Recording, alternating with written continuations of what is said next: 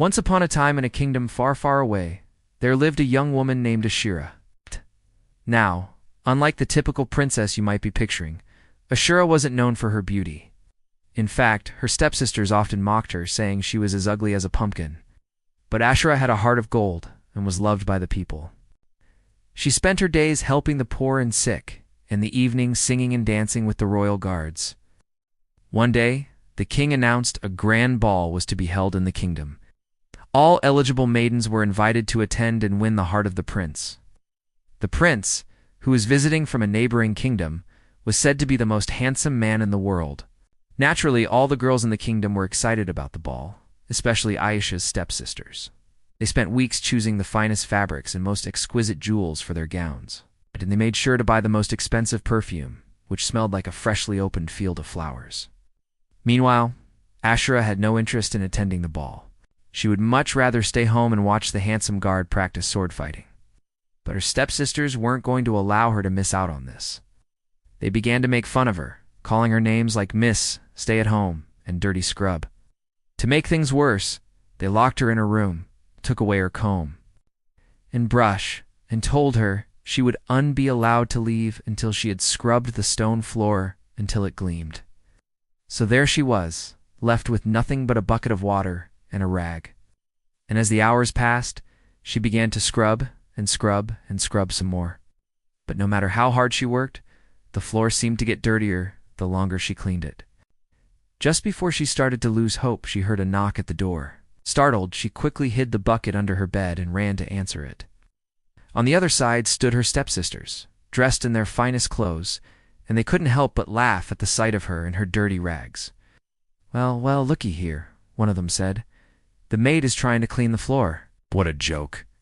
The other added, "You'll never get that done in time. And even if you did, you wouldn't be able to go to the ball because you're not worthy."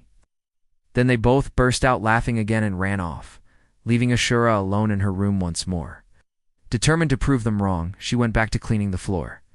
But just as she had scrubbed the entire thing once again, and it had become shiny and bright, her stepsisters came back in, followed by 2 guards. "See," one of them said to the guards, "that's what we call hard work. Make sure she stays busy so she doesn't have time to do anything else." Then they instructed the guards to take away her bucket and rag and lock the door again. Poor Ashura didn't know what to do. She had scrubbed the floor until her hands were sore, and now she had nothing to do. But then an idea struck her. She ran to the corner of the room where her old broom was leaning against the wall. Quickly, she swept up the dirt that had accumulated in the corners. Then, using the water from the vase on the dresser, she washed the window sills and mirrors until they sparkled. Finally, with the tablecloth, she dusted off the furniture and arranged it neatly. And just as she finished, the door swung open and her stepsisters entered, followed by the prince. "Oh my goodness," he exclaimed, rushing over to the window. Outside, the setting sun glistened off the newly cleaned glass, making the entire room sparkle. Ashura's stepsisters were shocked. They'd meant for the room to look messy, so that no one would want to come in and see them getting ready for the ball. But everything had turned out just right. And so, as the prince and his party prepared to leave, Ashura stepped forward. "Your Highness," she asked, "would you care to attend a little party? I mean, only if you have nothing better to do, of course." The prince looked at her and smiled. He could tell she was being sincere. And besides, he had heard rumors about this kingdom and its strange happenings. He would be lying if he said he wasn't curious.